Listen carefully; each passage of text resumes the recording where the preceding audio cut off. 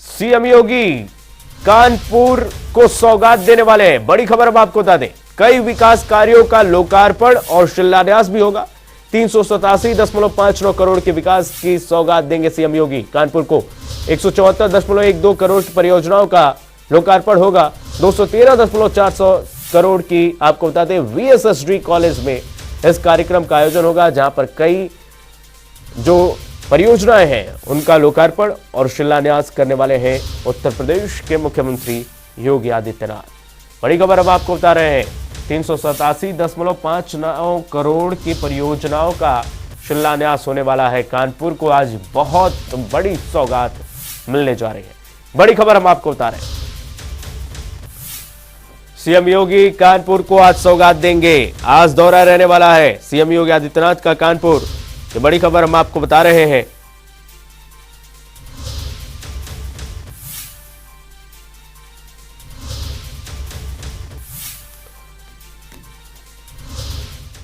और इसी खबर पर हमारे साथ दो सहयोगी अभिनव कुमार सिंह और अनूप जुड़ चुके हैं तमाम जानकारी के साथ। सबसे पहले अनूप, आपका रुख कर लेंगे। अनूप, आज मुख्यमंत्री योगी आदित्यनाथ का कानपुर का ये अहम दौरा रहने वाला है, क्या कुछ जानकारी है आपके पास?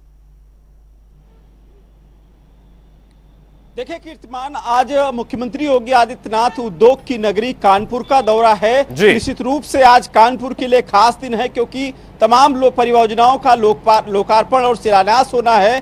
उसके बाद एक प्रदर्शनी भी लगाई गई है विकास की, उसको अवलोकन करेंगे और प्रबुद्ध जन सम्मेलन करेंगे। प्रबुद्ध जन सम्मेलन लगातार मुख्यमंत्री योगी आदित्यनाथ का जिलों का दौरा चल रहा है। निश्चित रूप से जिस तरीके से निकाय चुनाव है नगर निकाय के, उनको भी कहीं न कहीं साधने की कोशिश सरकार कर रही है कि इस प्रबुद्ध जन सम्मेलन से नगर निकाय के चुनाव हैं उनको मजबूत किया जाए और आने वाले समय में जो नगर निकाय के चुनाव हो उसमें भारतीय जनता पार्टी का बेहतर प्रदर्शन हो सके और ज्यादा से ज्यादा सीटें आए। पिछले 17 नगर निगम है, उनको आपने देखा किस तरीके से उनका जो परिश्रमण लिस्ट जारी हो चुकी है। 7 दिन का समय मांगा गया था और लगातार मुख्यमंत्री योगी आदित्यनाथ के दौरे निश्चित रूप से सब कहते हैं कि लगातार मुख्यमंत्री उत्तर प्रदेश में अपने जो वोटर्स हैं या फिर उनके चाहने वाले हैं या फिर लगातार जो भारतीय जनता पार्टी के संगठन के नेता हैं लगातार मुलाकात भी कर रहे हैं और साथ ही साथ विकास की योजनाएं हैं उनको भी लगातार लोकार्पण और शिलान्यास कर रहे हैं। तो उसी मुहिम में आज उद्योग की नगरी कानपुर में बिल्कुल अभिनव जुड़े हमारे साथ सीधे कानपुर से, आपके पास आएंगे अनूप। अभिनव जुड़े हैं कानपुर से। अभिनव, आज पहुंचने वाले हैं कानपुर सीएम योगी आदित्यनाथ, बहुत कुछ सौगातें मिलने वाली है कानपुर को। बताया जा रहा है कि 388 करोड़ की परियोजनाओं का शिलान्यास करेंगे।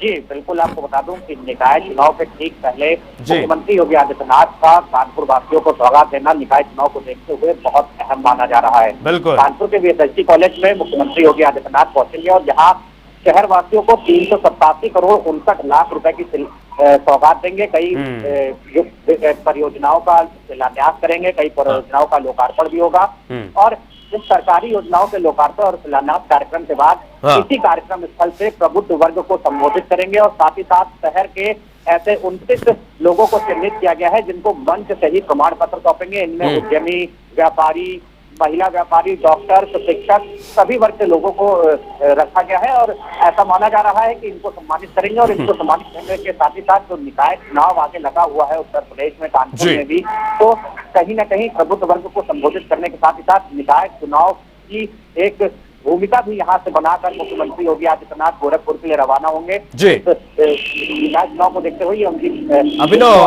अभिनव जरा उन योजनाओं के बारे में बताते चलिए जिन योजनाओं की सौगात आज कानपुर को मिलने वाली है। जी बिल्कुल, आपको बता दूं कि यहाँ पर मल्टी स्पोर्ट्स कॉम्प्लेक्स बनाया गया है, बोट क्लब है और केडीएस सिग्नेचर सिटी का बस अड्डा है। इसके साथ ही साथ नौका विहार में बोट क्लब बनाया गया है। ऐसी कई विभिन्न परियोजनाएं हैं जिनका लोकार्पण और शिलान्यास आज करेंगे। इसके साथ ही साथ कई मुख्य सड़कों का शिलान्यास और लोकार्पण करने वाले हैं और मुख्यमंत्री योगी आदित्यनाथ के कार्यक्रम में 12,000 से ज्यादा लाभार्थी शामिल होंगे। ये वो लाभार्थी हैं जो प्रधानमंत्री स्वनिधि योजना, प्रधानमंत्री शहरी आवास योजना, ओडीओपी योजना और कई योजनाओं के लाभार्थियों को भी यहाँ पर लाने का लक्ष्य रखा गया है, जिनकी जिम्मेदारी भाजपा कार्यकर्ताओं को दी गई है और ब्लॉक से ऐसे 12,000 से ज्यादा लाभार्थी भी इस कार्यक्रम में शामिल होने वाले हैं और इनमें से ही 29 लाभार्थी ऐसे होंगे जिनको मुख्य इस मंच से मुख्यमंत्री योगी आदित्यनाथ प्रमाण पत्र भी सौंपेंगे। बिल्कुल ठीक है, अनूप के पास चल लेते हैं। अनूप, ये दौरा जो है कानपुर का, चूंकि प्राचीन उद्योग नगरी है कानपुर, तो ये बहुत अहम माना जा रहा है। किस मायने में अहम माना जा रहा है, जरा बताइए। देखिए, कीर्तिमान उद्योग की नगरी कानपुर कहा जाता है और ऐसे में वहां पर व्यापारी वर्ग बहुत है। हाँ। यही वजह है, आपने अभिनव ने बताया कि वहां पर डॉक्टर, व्यापारी या फिर संगठन से तमाम जो नेता पर मौजूद रहने वाले हैं उनसे सीएम योगी आदित्यनाथ संवाद करेंगे। तो निश्चित रूप से, क्योंकि जिस तरीके से नगर निकाय चुनाव है और कानपुर एक महानगर है वहां पर, तो निश्चित रूप से उन लोगों से मुलाकात करेंगे और प्रबुद्धजन सम्मेलन करेंगे जो कि निकाय चुनाव में एक रीढ़ की हड्डी साबित होते हैं। निश्चित रूप से इस तरह से लगातार मुख्यमंत्री योगी आदित्यनाथ का और जिलों में भी दौरा है। जिस तरीके से अभी 2 दिवसीय दौरा गोरखपुर में भी है, तो ऐसे लगातार मुख्यमंत्री उत्तर प्रदेश के महानगरों में या फिर जिलों में जाकर के प्रबुद्ध वर्ग सम्मेलन कर रहे हैं। निश्चित रूप से जिस तरीके से विकास को लेकर, चाहे वो प्रधानमंत्री आवास की बात करें या फिर लगातार जो धरातल परियोजनाएं उतर रही उसकी बात करें, तो उसकी भी बात करते हैं और लगातार अधिकारियों की भी जो लगातार बैठक करते हैं कि जो विकास की योजनाएं चाहे केंद्र सरकार की रही हो या फिर राज्य सरकार की रही हो, वह धरातल पर उतर रही है या नहीं उतर रही है। साथ ही साथ जनता से भी जब प्रबुद्ध वर्ग सम्मेलन होता है या फिर जब योजनाओं का शिलान्यास करते हैं, तो उस समय जो लाभार्थी उनसे भी बातचीत करते हैं क्या भी इस बीच किसी प्रकार के जो घूसखोरी तो नहीं हुई है या किसी पैसा देकर लाभ तो नहीं मिल रहा है। इन सब चीजों को भर उनसे फीडबैक लेते रहते हैं। यही वजह है कि अधिकारी भी भ्रष्टाचार से अब दूर भागने लगे हैं। मुख्यमंत्री योगी आदित्यनाथ की एक भ्रष्टाचार पर एक जो खत्म करने की एक मजबूत पकड़ बन गई है। जी बिल्कुल। अभिनव, ये बताया जा रहा है कि ग्लोबल इन्वेस्टर एक समिट है, उसका वीडियो लॉन्च करने वाला है योगी आदित्यनाथ अपने संबोधन से पहले। और दूसरी बात ये कि जो कानपुर स्मार्ट सिटी को लेकर क्या डीपीआर है, क्या कुछ और भी परियोजनाएं हैं, उसको लेकर भी योगी आदित्यनाथ कई रणनीतियों पर चर्चा करने वाले हैं, ये भी खबरें हैं।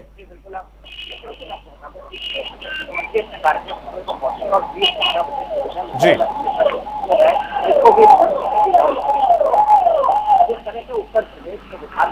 जी ठीक है अभिनव, बहुत बहुत धन्यवाद आपका। अनूप, आपका भी बहुत बहुत धन्यवाद तमाम जानकारी साझा करने के लिए। और एक और बड़ी खबर हम आपको बता दें, इस बीच एक बड़ी खबर आ रही है, आपको बता दें यूपी के 21 आईएएस अफसर विदेश यात्रा पर जाएंगे। लखनऊ से बड़ी खबर, 9 से 14 दिसंबर तक विदेश दौरे पर रहेंगे 21 आईएएस ऑफिसर। इन्वेस्टर समिट के मद्देनजर यह दौरा है। एपीसी मनोज कुमार सिंह, रजनीश दुबे दौरे पर है। यूपी के 21 आईएएस अफसर विदेश यात्रा पर जाएंगे।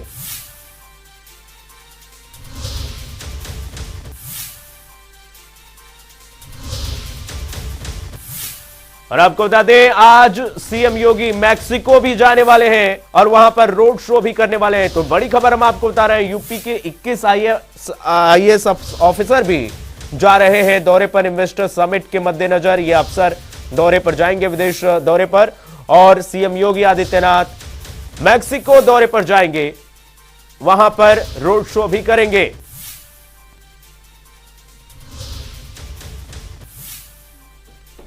और इसी खबर पर हमारे साथ हमारे सहयोगी अनिल जुड़ चुके हैं तमाम जानकारी साथ। Bureau head Anil, 21 IAS officer जो है विदेश दौरे पर जाने वाले हैं, क्या कुछ जानकारी है आपके पास? देखिए, सबसे बड़ी बात यह है कि जो मंत्री और अधिकारी 16 मंत्री हैं, मुख्यमंत्री योगी आदित्यनाथ को मिलाकर के केशव प्रसाद मौर्य डिप्टी सीएम है और ब्रजेश पाठक डिप्टी सीएम। इनमें सबसे बड़ी बात है कि योगी आदित्यनाथ जाएंगे ब्रिटेन और अमेरिका और उनके आसपास यूरोप के आसपास के और अमेरिका के आसपास की जो कंट्री है वहां भी वो जाकर वहां पे जो इन्वेस्टर्स हैं उनसे मिला करके, क्योंकि लक्ष्य बहुत बड़ा है। लक्ष्य 10 लाख करोड़ विदेशी इन्वेस्टर्स का लाना है, 10 लाख करोड़ रुपया लाना है, तरीके से इन्वेस्ट करना है यूपी में। तो ये इन्वेस्ट के लिए तो जो इनकी रूप देखा है कि अमेरिका में जाएंगे, अब पहले अमेरिका पहुंचेंगे, अमेरिका पहुंचेंगे। अमेरिका पहुंचने के बाद वो वहाँ के जो लोकल जो भारतीय जो वहाँ भारतीय हैं उन लोगों से मुलाकात करेंगे, उनके साथ मीटिंग करेंगे। फिर उसके बाद मेक्सिको जाएंगे। मेक्सिको एक ऐसा अमेरिका का पड़ोसी कंट्री है, कनाडा भी जाने की संभावना है उनकी, क्योंकि ऐसा प्लान है।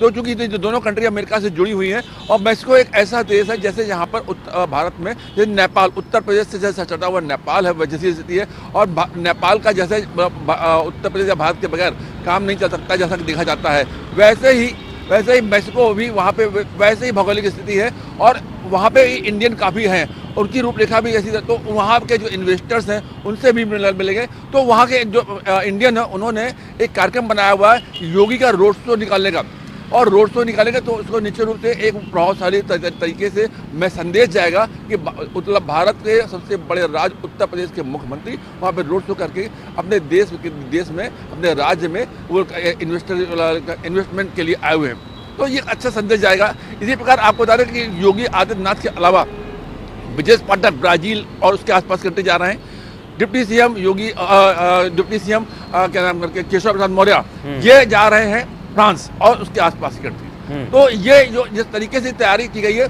और लगभग 1.5 दर्जन से ज्यादा अधिकारी, 1.5 दर्जन से ज्यादा अधिकारी, लगभग हम कह सकते हैं 2 दर्जन कह सकते हैं, ये इनके साथ जाएंगे ताकि जो सहयोग करेंगे। इसमें ज्यादातर अधिकारी हैं वो एसीएस रैंक के हैं, ज्यादातर मतलब मुख्य सचिव से लेकर के एसीएस रैंक के अधिकारी ज्यादातर साथ जा रहे हैं। उसके बाद कुछ खास उनकी जो टीम है वो साथ रहेगी और एक पहलू पे ध्यान देगी। जी अनिल जी, यानी कि इन्वेस्टर्स को आकर्षित करने के लिए उत्तर प्रदेश में ये ग्लोबल इन्वेस्टर समिट है वो अहम माना जा रहा है, क्योंकि वहां पर उत्तर प्रदेश के सीएम योगी आदित्यनाथ पहुंच रहे हैं, ये और अहम हो जाता है।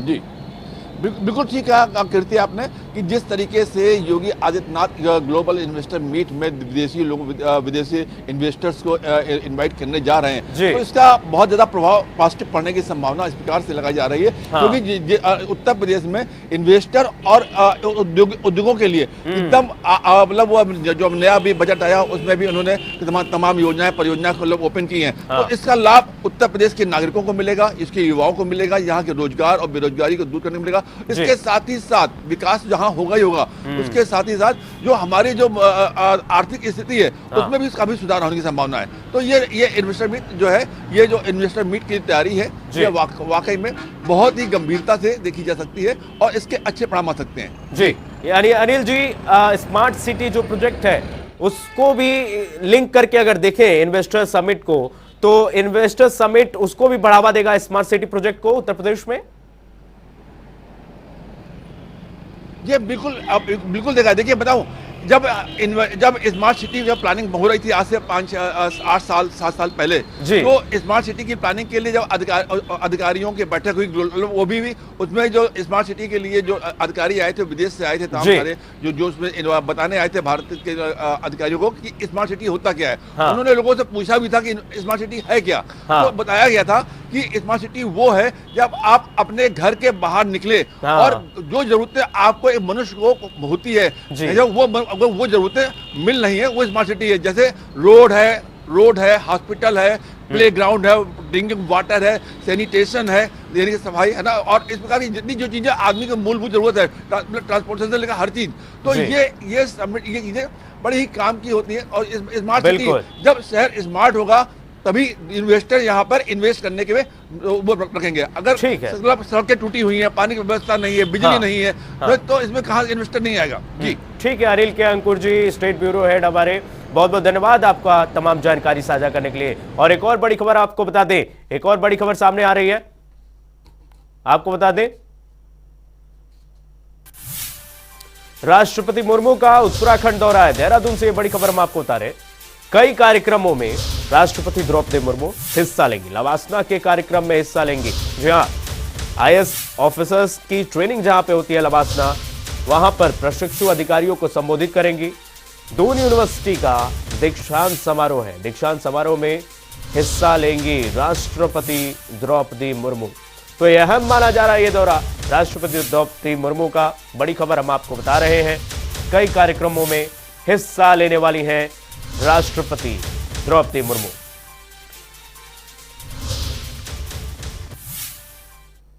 और इसी खबर पर हमारे साथ हमारे सहयोगी अजीत कांबोज जुड़ चुके हैं तमाम जानकारी के साथ। अजीत, राष्ट्रपति द्रौपदी मुर्मू का ये उत्तराखंड का दौरा अहम माना जा रहा है, वहां पर लवासना पहुंचने वाली हैं।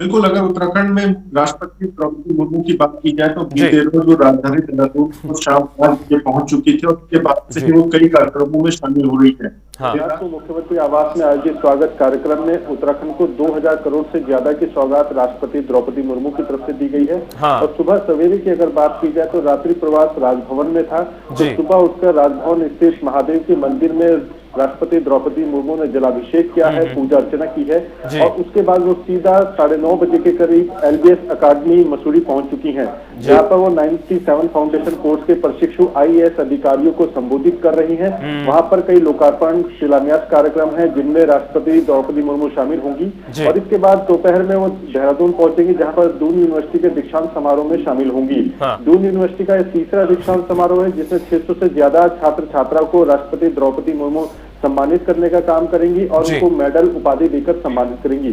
तो ये आज का पूरा कार्यक्रम है जिसको लेकर जिला प्रशासन शासन स्तर पर तैयारियां काफी पहले से चल रही थी। अब राष्ट्रपति द्रौपदी मुर्मू खुद राजधानी देहरादून में 2 दिवसीय प्रवास पर हैं। तो ऐसे में सुरक्षा व्यवस्था के साथ ही तमाम जो महत्वपूर्ण कार्यक्रम राष्ट्रपति के लगे हुए हैं राजधानी देहरादून में, उनको लेकर भी यहाँ पर व्यवस्थाएं माकूल कर ली गई हैं। चाहे फिर वो एलबीएस अकादमी मसूरी की बात हो जहाँ पर संबोधन होना है राष्ट्रपति का, या फिर देहरादून के दून यूनिवर्सिटी की बात हो जहाँ पर दीक्षांत समारोह में राष्ट्रपति शामिल होने जा रही हैं। तो सभी व्यवस्था यहाँ पर पूरी की गई है। जी। और कौन कौन से कार्यक्रम होने वाले हैं जो महत्वपूर्ण माना जा रहा है उत्तराखंड दौरे पर राष्ट्रपति के इस अजीत? देखो कितना, अगर राष्ट्रपति के दौरे की बात की जाए तो 2 महत्वपूर्ण कार्यक्रम है। एक एलबीएस अकादमी का संबोधन कार्यक्रम है जो सुबह 9:30 बजे से शुरू हो चुका है और इस वक्त मसूरी में ही राष्ट्रपति द्रौपदी मुर्मू मौजूद हैं जहां पर उनका संबोधन चल रहा है। इसके बाद लगभग 3 बजे के करीब राजधानी देहरादून स्थित दून यूनिवर्सिटी में दीक्षांत समारोह का आयोजन होगा जिसमें राष्ट्रपति द्रौपदी मुर्मू बतौर मुख्य अतिथि उपस्थित रहेंगी और लगभग 600 से ज्यादा छात्र छात्राओं को यहाँ पर मेडल उपाधि देकर राष्ट्रपति सम्मानित करने का काम करेंगी। साथ ही जिस कार्यक्रम के बाद एक जो मुख्य कार्यक्रम निकलकर सामने आया वो है यहाँ की उत्तराखंड की जो महिलाएं हैं जो अलग अलग क्षेत्रों में काम कर रही हैं, अपनी विशिष्ट पहचान बना चुकी हैं, उनसे एक मुलाकात का कार्यक्रम है राष्ट्रपति द्रौपदी मुर्मू का। कितने बजे होगा इसका भी समय तय नहीं किया गया है, लेकिन जो सूत्रों के हवाले से जो शासन प्रशासन के अधिकारी बता रहे हैं कि जैसे ही दीक्षांत समारोह समाप्त होता है दून यूनिवर्सिटी में, उसके तत्काल बाद ही दून यूनिवर्सिटी के ऑडिटोरियम में ही ये पूरा कार्यक्रम रखा गया है मुलाकात का, जिसमें राष्ट्रपति खुद इन महिलाओं से मुलाकात करेंगे। ठीक है अजीत, बहुत बहुत धन्यवाद तमाम जानकारी साझा करने के लिए। तो आपको बता दें राष्ट्रपति द्रौपदी मुर्मू का यह उत्तराखंड दौरा बहुत अहम माना जा रहा है। लवासना पहुंची हैं और वहां पर प्रशिक्षु जो आईएएस ऑफिसर हैं उनको संबोधित करेंगे। आगे बढ़ते हैं। आईपी सिंह और अयाज अहमद के खिलाफ मुकदमा दर्ज किया गया है। अयाज अहमद को पीडब्ल्यूडी का अध्यक्ष पर बनाने पर घमासान हो रहा है। अयाज अहमद को पीडब्ल्यूडी का अध्यक्ष बनाने पर घमासान हो रहा है। आईपी सिंह मंत्री सतपाल महाराज के निजी सचिव मंत्री के जाली हस्ताक्षर का यह मामला है। आईपी सिंह और अयाज अहमद के खिलाफ मुकदमा है। यह बड़ी खबर हम आपको बता रहे हैं देहरादून से। अयाज अहमद को पीडब्ल्यूडी का अध्यक्ष बनाने पर यह घमासान चल रहा है। आईपी सिंह मंत्री सतपाल महाराज के निजी बताए जा रहे हैं। तो आईपी सिंह और अयाज अहमद के खिलाफ मुकदमा दर्ज कराया गया है। और इसी खबर पर हमारे साथ हमारे सहयोगी विशाल गर्ग जुड़ चुके हैं तमाम जानकारी के साथ। विशाल, आईपी सिंह पर मुकदमा दर्ज कराया गया और बताया यह भी जा रहा है कि सतपाल महाराज के ये निजी सचिव भी रह चुके हैं।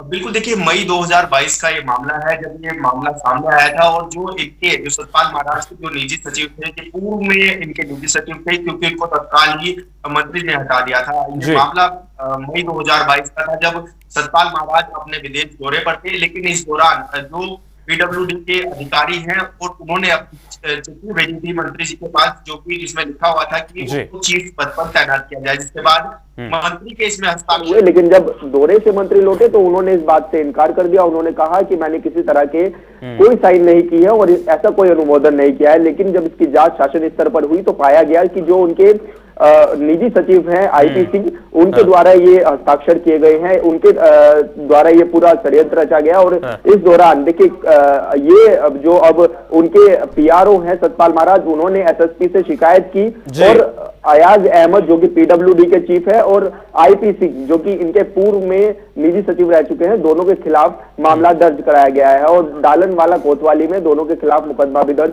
हो गया है। ठीक है विशाल, बहुत बहुत धन्यवाद तमाम जानकारी साझा करने के लिए। तो आपको बता दें आईपी सिंह जो बताया जा रहे हैं वो सतपाल महाराज के निजी सचिव बताए जा रहे हैं, उनके खिलाफ मुकदमा दर्ज कराया गया है। फर्जी जाली हस्ताक्षर करने का यह मामला है, जैसा कि हमारे संवाददाता बता रहे थे आपको। आईपी सिंह और अयाज अहमद के खिलाफ मुकदमा दर्ज कराया गया है।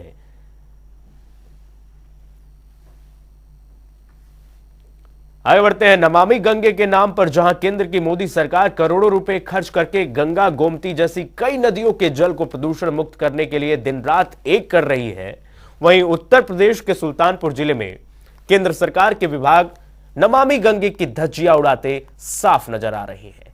जी हां, हम बात कर रहे हैं national highway authority of India जो खुलेआम एनजीटी की धज्जियां उड़ा रहा है। जी हां, देखिए तस्वीरें देखिए। हाल ही में पिछले महीने भर से सुल्तानपुर के गोमती नदी के पुल की मरम्मत हो रही है और गोमती नदी पुल का ज्यादातर मलबा गोमती नदी में ही फेंक दिया जाता है। ये तस्वीरें देखिए किस तरीके से लोग फेंकते नजर आ रहे हैं। अब इसका वीडियो सोशल मीडिया पर वायरल हो रहा है। एनएचए के पीडी थे और निर्माण कंपनी के एमडी, जिलाधिकारी ने निर्देश दिया था कि मौके को निरीक्षण कर लें, तो उसके लिए हम लोग मौके पर गए थे।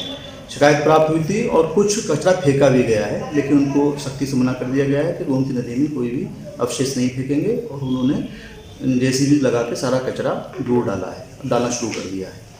अभी उसमें थोड़ा निर्माण कार्य में कुछ समय लगने की संभावना है, क्योंकि काफ़ी पुल की स्थिति खराब हो गई थी। जो जॉइंट्स वगैरह थे वो सब रिप्लेस होने हैं, तो उसमें 2-3 दिन का समय और निर्माण कंपनी ने लिया है। इसके लिए जिलाधिकारी महोदय को हमने अवगत भी करा दिया है और उनसे निर्देश दिए गए हैं कि जल्दी से जल्दी काम पूरा करें और ट्रैफिक सुचारू कराएं। तो डीएम ने इस मामले पर जांच के आदेश दे दिए। आगे देखना होगा कि क्या कार्रवाई होगी। आगे बढ़ते हैं। आगरा के खेरागढ़ तहसील में पीएम ग्रामीण सड़क योजना में लाखों रुपए का भ्रष्टाचार ठेकेदार करते हुए दिख रहे हैं। खेरागढ़ नगला कमाल सड़क को रातों रात बना दिया गया, लेकिन जिस तेजी से के साथ काम किया गया उस तरह से सड़क पर बिछा डामर भी उखड़ने लगा। लेकिन अब मामला सामने आने के बाद अधिकारी जांच की बात कर रहे हैं। जरा देखिए किस तरीके से डामर जो है वो उखड़ने लगा है। प्रधानमंत्री ग्राम सड़क योजना के तहत खेरागढ़ से नगला कमाल मार्ग 6.300 किलोमीटर यानी कि 6.25 किलोमीटर का ये मार्ग स्वीकृत हुआ है पीएम योजना के तहत, जो कि 362.90 लाख की ये योजना है। इसमें रखरखाव के लिए, अनुरक्षण के लिए 58 लाख रुपए 5 साल के लिए, जो अगर टूटेगा रोड वो फटेगा जो भी होगा उसके लिए कार्यदायी संस्था जो आर के शर्मा ठेकेदार है भरतपुर का, उसकी से तय हुआ है। मार्ग में क्या शिकायत है? मार्ग में इस मार्ग में जो है ऊँट के ये मुख्य जो हलवाई चौराहा ऊँट के चौराहे तक तो रोड पहले से ही मौजूद था, इसे बनाने की जरूरत नहीं थी। अगर आवश्यकता पड़ गई थी, ठेके में था ये रोड, तो रात में इस तरीके से नहीं बनाता था कि चोरों की तरह इस रोड को बना गए और सुबह ही वो उखड़ने लग गया जगह जगह से। जब लोगों ने इसका विरोध किया तो बोले हाथ से उखाड़ रहे हैं, फावड़े से उखाड़ रहे हैं। तो रात में सड़क बनती है और सुबह जो है डामर उखड़ने लगता है, सड़क उखड़ने लगता है। ये तस्वीरें देखिए, भ्रष्टाचार का ये पूरा मामला आगरा से है। नई सड़क से ये डामर जो है गायब होते हुए नजर आ रहा है। और देखिए किस तरीके से भ्रष्टाचार का एक और नमूना आगरा से सामने आया है। पीएम सड़क योजना में बड़ा घोटाला है। लोग आक्रोशित हैं कि किस तरीके से भ्रष्टाचार किया जा रहा है। ये तस्वीरें देखिए, प्रधानमंत्री सड़क योजना का ये हाल है आगरा में।